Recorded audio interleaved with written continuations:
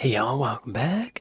Today we're checking out top 10 British actors who totally stole the show. They're not always in the lead roles, but they definitely stand out. Welcome to Watch Mojo UK, and today we'll be counting down our picks for the top 10 British actors who stole the show in films. For this list, we're looking at actors in seemingly small roles or roles with limited screen time who ultimately overshadowed the rest of the cast. These movies simply wouldn't have been the same without these guys. Number 10, Tom Hardy, The Dark Knight Rises. Okay, yeah. We might have included Hardy for his role as John Fitzgerald in The Revenant, but this performance as the seemingly unstoppable juggernaut Bane in Part 3 of Christopher Nolan's acclaimed Dark Knight trilogy proved a defining moment in the actor's career. Batman may have the gadgets and the vehicles, but Bane is clearly the coolest character in this film, with his eerie voice and unsettling mask. Plus, Bane's sympathetic backstory also provides one of the film's more interesting twists. He's one of the greatest actors of our time, I think. He's one of my favorites. But that voice was a little distracting, and it definitely stole the show. There are times when that voice makes it creepier, but there are other times when it makes it sound like he's doing like a cartoon villain. That's a comic book, so maybe it fits. Number 9, Tim Roth, Planet of the Apes. This I didn't know that was the him. 1968 film of the same name received mixed reviews, with lead actor Mark Wahlberg criticised for what many dismissed as a rather soulless performance. By contrast, Roth was praised for his portrayal of the brutal and ambitious General Thade, even earning a nomination for Best Supporting Actor at the 2002 Saturn Awards. Roth researched chimp behaviour in detail before the film, and his performance vividly portrays the animals' unpredictable nature as well as their physical strength. Sadly, far too few people even realised that it was him underneath all the makeup and prosthetics. Yep. So that's makeup? That's not CGI? Hang on. All the newer Planet of the Apes movies are CGI, right? See, okay, Helena Bonham Carter's looks like makeup. Michael Clark Duncan, that kind of looks like makeup. I mean, that's really... Oh yeah, Paul Giamatti. That's good makeup, y'all. Deep Roy was in it. Oh, wow. No way. Charlton Heston was in that? I didn't know that. I gotta rewatch this. Before, sometimes, people sort of feel claustrophobic or feel, they don't come through. And again, wow. An actor and actors that are strong enough to kind of burst through the makeup. Wow. I'm surprised that that's makeup because of the snout. Like his mouth is further in front than it seems like it should be. That's amazing. Y'all, I played a walker on The Walking Dead for 3 seasons, and I know what he means about claustrophobic, because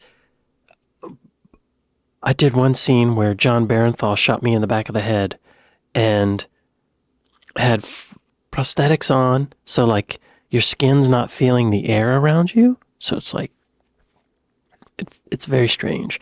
But then they also put in earplugs because there's going to be gunshots, like blanks firing. And they also put in contact lenses that are basically just clouded over to make... You can't see anything. You can see light, like areas of light, but that's it. It's like you're in a whole internal world. It's very strange. Anyway, that's amazing. I have to watch this again. Tim Roth. Way to go. Number 8, Judi Dench, Shakespeare in Love.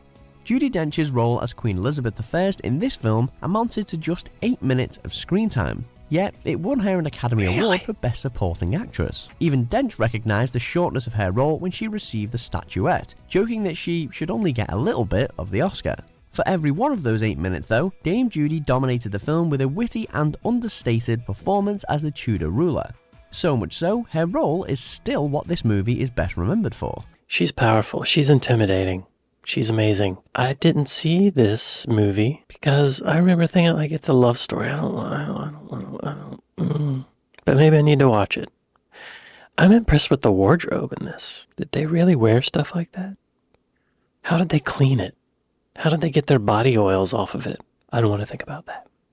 All right, moving on. Number 7, Robert Shaw, Jaws. Though he wasn't the lead for this game-changing thriller, Shaw stole the show as the grizzled veteran shark hunter Bartholomew Quint. Yes, he did. Here's to swimming with bow-legged women. According to reports, the Jaws script was still being written as scenes were being filmed, forcing Shaw to Swimming with improvise many bow-legged of his women. lines. You got city hands, Mr. Hooper. But he was still able to deliver one of cinema's most memorable and chilling monologues, recounting the harrowing story of the sinking of the USS Indianapolis. He rewrote it after himself, it was hit I think. by 2 Japanese torpedoes. Decades later, his performance is still as effective as it was in 1975. He's gonna have a heart attack when he sees what I brought him! Yeah.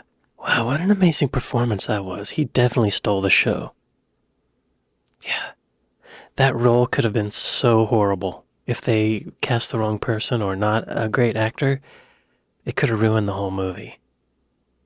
Because he really pulls you into the fear of the shark and the potential of what the shark could do, you know? And he makes it seem like the evil of the shark is living throughout history, like it's a demon or something. Like it's pure evil. Yeah. Way to go, Robert. Bobby, wait, what?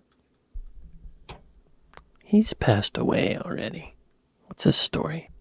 He died in 78, just a couple years after Jaws. There's one scene, it may have been that scene, that monologue that he tried after having a few drinks, and it didn't work out. And he was really embarrassed, and he came back the next day and he wanted to refilm it. Shaw died in Ireland at the age of 51 from a heart attack. While driving, he was accompanied by his wife Virginia and son Thomas. He suddenly became ill, stopped the car, stepped out, then collapsed and lost consciousness on the roadside. Oh, wow. Not a horrible way to go. I mean, good thing he was able to stop the car and get out so his wife and kid were okay. But okay, moving on. Have a heart attack when he sees what I brought him! Oh, and he just said heart attack. Number He 6, died of a heart Benedict attack. Cumberbatch, Star Trek Into Darkness. The part of Khan Noonien Singh was originally offered to Benicio del Toro in this sequel, but it is hard now to imagine anyone other than Cumberbatch playing the role, with the obvious exception of Ricardo Montalban from the original series and Wrath of Khan film. The central pairing of Chris Pine and Zachary Quinto as Kirk and Spock remains Chris the Pine's beating great. heart of the story, but Cumberbatch still steals loads of limelight with his steely yet impassioned performance as one of Star Trek's most iconic villains. Captain. Super smart, super strong, and super bad, Khan makes for an intimidating figure, and one that leaves a lasting impression. I remember when this came out, I think they tried to keep it a secret that he was playing Khan, but the secret got out. Khan. I like how he played it like a Shakespearean villain, you know? Number 5, Tom Hiddleston, Thor. With a few notable exceptions, the villains of the MCU have often been criticised for being boring and or one-dimensional. Kind of forgot he was a villain. But no one would say that about the trickster god, Loki.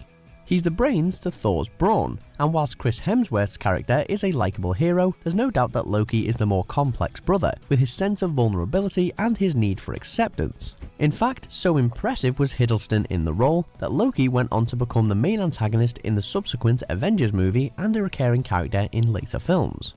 Interesting how characters evolve over time, because I feel like if this scene happened in a later Avengers movie, she wouldn't be this terrified.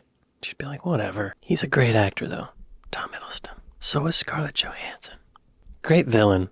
Great villain. And he later, it's so interesting, he was able to turn into a good guy, sorta. You know? How do you do that? Number 4, Christian Bale, The Fighter. This true-life flick about boxer I've not Mickey seen Ward this. was supposed to be Mark Wahlberg's film. Not only did Wahlberg play the lead role, he also produced the movie and spent 5 years trying to get it made. But Bale stole the spotlight with his portrayal of Ward's half-brother, Dickie Eklund, himself a former boxer who succumbs to a crack cocaine addiction. Bale's performance bagged him an Oscar and astounded the real-life Mickey Ward, who claimed that if you saw Eklund and Bale from behind, you wouldn't know who it was. Another British actor doing an extremely convincing American. Envy. I've not seen that film, but now I want to. Number 3, Daniel Day-Lewis, Gangs of New York. Every movie Day-Lewis he's is in. renowned for taking method acting to extremes, and for his role as Bill the Butcher Cutting, he is said to have trained as an actual butcher and even sharpened knives between takes. Whatever he did, worked, Ragtags. because he easily upstages co-stars Leonardo DiCaprio and Cameron Diaz as a sociopath who ruled the 19th century slums of Lower Manhattan. Bill the Butcher is arguably one of the most frightening cinema characters of all time, and the role won Day-Lewis a BAFTA award and a nomination for Best Actor at the Academy Awards. Phew. Yo, Daniel Day-Lewis steals the show in every film he's in. You know? Like, when does he not steal the show?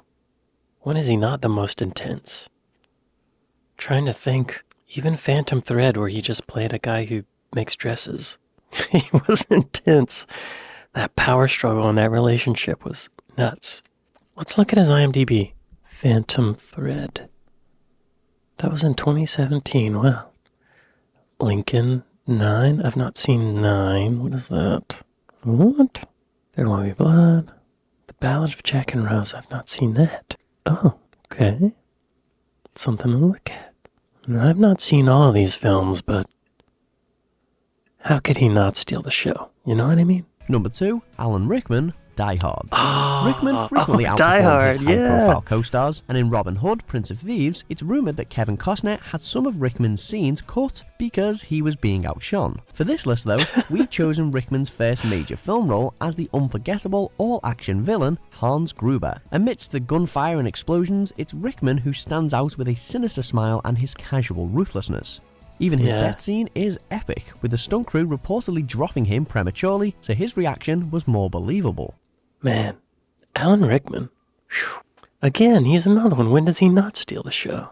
Funny that Kevin Costner had him cut out some because he was overshadowing. I'm afraid that happens a lot. I think it happens a lot with comedians too. If a comedian's making a show or a film, if one of the guest actors, guest characters, co-stars, whatever you want to call it, is being funnier than the lead, then the lead will laugh in the middle of the take to ruin it or cut them out. Sabotage. Sabotage.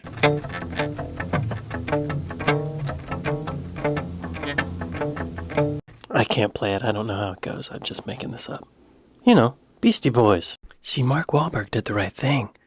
Let Christian Bale overshadow you. You know? That money's still flowing to you. You know what I'm saying? Number 1, Anthony Hopkins, The Silence of the Lambs. Ask 100 people who the star of this horror Great classic choice. is, and they will probably give you the same answer. Anthony Hopkins as Hannibal Lecter. And a nice Chianti. Hopkins won an Academy They cut Award out for the his best portrayal part. of the terrifying serial killer, yet amazingly, his character spent just 16 minutes on screen. You're not real FBI, are you? When he does appear, he both Yeah, repels yeah, and yeah, attracts with his yeah. frosty smile and brilliant mind. The American Film Institute once voted Lecter the #1 villain of the last 100 years, surpassing Darth Vader and Psycho's Norman Bates. And it's tough to disagree. Do you agree with our picks? Check do. out these other great clips from Watch Mojo UK and subscribe for more great content. Wow. Yeah, this was an accurate list. Anthony Hopkins in Silence of the Lambs. He did steal the show. I'm trying to picture Alan Rickman as Hannibal Lecter. Because I feel like he could have done it. No. Anthony Hopkins' eyes in those moments just... Oh, I love this moment where he leans back like, yes, handcuff me. Last I'm gonna bite 100 your ear years, off. surpassing His eyes. Those. His left eye looks like it's looking right at me, but his right eye looks like it may be just a little bit off center, which is kind of creepy. Maybe it's the lighting. Way to go, Anthony. Mr. Hopkins. Sir Hopkins. Sir Anthony Hopkins. Tony. Hey, Tony, great work in the movie. British actors are the best, y'all. Pains me to say it, but it's true. This was an accurate list, damn it. Well, thank y'all for watching this with me, and I'll see you tomorrow. Later.